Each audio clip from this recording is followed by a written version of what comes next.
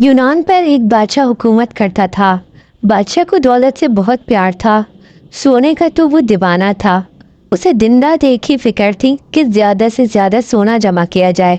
जब वो सुबह सवेरे सूरज की किरणों को देखता तो उसके दिल में ये ख्वाहिश पैदा होती कि काश ये सुनहरी किरणें जिस चीज़ पर पड़ें उसे सोने का बना दे। सोने की ईंटों, बर्तनों और जेवरात से भरा बादशाह का खजाना महल के एक तय खाने में था। बादशाह को जब फुर्सत मिलती वो तय खाने में चला जाता। सोने की ईंटों को देखकर बहुत खुश होता। सोने के बर्तनों को उठा उठा कर देखता। एक दिन बादशाह तय खाने में सोने की चीज़ों को देख रहा था। अचानक कमरे में रोशनी फैल गई। बादशाह चौंक गया। कमरा हर तरफ से बंद था। रोशनी कहाँ से आ गई? अभी वो ये बात सोच ही रहा था कि रोशनी के दरमियान में एक शख्स नजर आया। बादशाह समझ गया कि बंद कमरे में आने वाला कोई आम शख्स नहीं हो सकता। जरूर ये कोई खास आदमी होगा। बादशाह के कुछ बोलने से पहले ही उस शख्स ने कहा, बहुत सोना जमा कर रखा है आपने। बादशाह ने कहा, ये तो बहुत थोड़ा है। मेरी ख्वाहिश है कि इस तरह के कई खजाने हों। अजनबी हैरान होकर बोला, इतनी दौलत से भी तुम्हारा दिल नहीं भरा?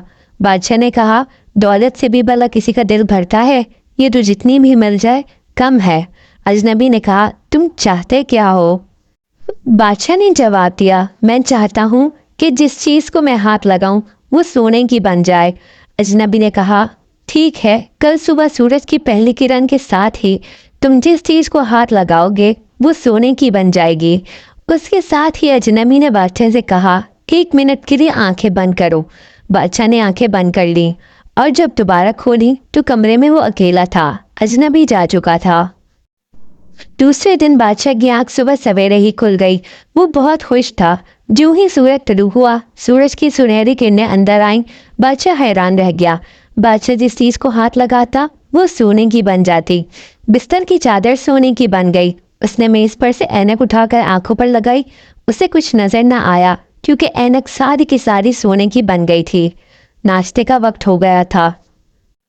मेज़ पर तरह तरह के लजीज खाने मौजूद थे।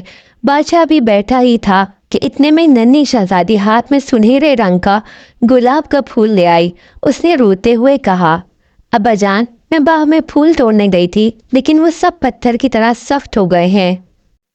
प्यारी बेटी, बादशाह ने मुस्कुराते हुए कहा, इसमें रोने की कौन सी बात है?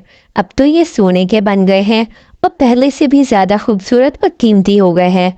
तुम इत्मीनान से नाश्ता करो। ये कहकर बादशाह ने चायदानी उठाकर प्याली में चाय डालने की कोशिश की, लेकिन चायदानी सोने की बन गई।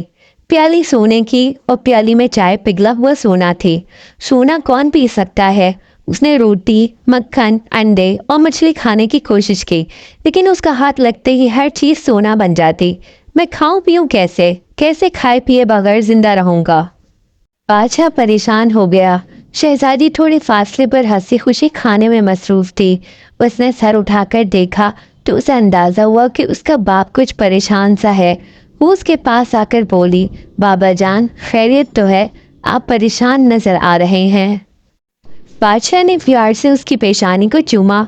बादशाह को बिल्कुल याद ना रहा कि उसके छूने से हर चीज़ सोने की बन जाती है। शहजादी भी सोने की बन चुकी थी।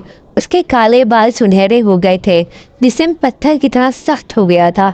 ये देखकर बादशाह ज़ारू कतार रोने लगा और कहा, ए अल्लाह, ये मैंने क्या किया? काश मेरी शहजादी दोबारा जिंदा हो जाए।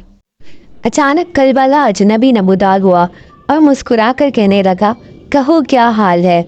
अब तो खुश हो? बहुत सोना जमा हो गया तुम्हारे पास। बादशाह कहने लगा, मेरी बच्ची, मेरी शहजादी मुझसे जुदा हो गई। मैं कुछ खा पी नहीं सकता। ऐसे सोने का मैं क्या करूं? अजनबी ने कहा, इसका मतलब है तुम्हें हकीकत का पता चल गया है। बताओ, सोना अच्छा है या पानी का एक घूंट? बादशाह ने जवाब दिया, पानी का एक घूंट। अजनबी ने फिर पूछा, सोना अच्छा है या रोटी का एक निवाला? बादशाह ने कहा, रोटी का एक निवाला दुनिया भर का सोना भी रोटी के निवाले के मुकाबला नहीं कर सकता। अजनबी ने फिर पूछा, सोना अच्छा है या फिर बेटी? बादशाह चीख कर बोला, मेरी प्यारी बेटी पर मैं अपना तमाम खजाना कुर्बान करने को तैयार हूँ। अजनबी ने कहा, ठीक है, तुम तालाब में जाओ और उसका पानी तमाम चीज़ों पर छिड़को जो तुम्हारे छूने से सोने की बन गई थी, और आइंदा सच्चे दिल से तौबा करो کہ آئندہ کبھی اس طرح دولت کا لالچ نہیں کرو گے۔ بادشاہ نے سچے دل سے توبہ کی اور تالاب میں کود گیا۔ پھر اس نے پانی لا کر تمام چیزوں پر چھڑکا، ہر چیز اصلی حالت میں آ گئی۔ شہزادی پر چھڑکا تو وہ پھر گوشت پوست کی لڑکی بن گئی۔ اس نے حیرت سے پوچھا، بابا میرے کپڑے کیسے گیلے ہو گئے تھے؟ یہ تو خشک تھے۔ بادشاہ نے اسے گلے لگایا اور اسے پوری بات بتائی۔ پھر باپ بیٹی نے مل کر ناشتہ کیا اور باغوں میں جا کر پھولوں کی خوشبو سے لطف اٹھانے لگے۔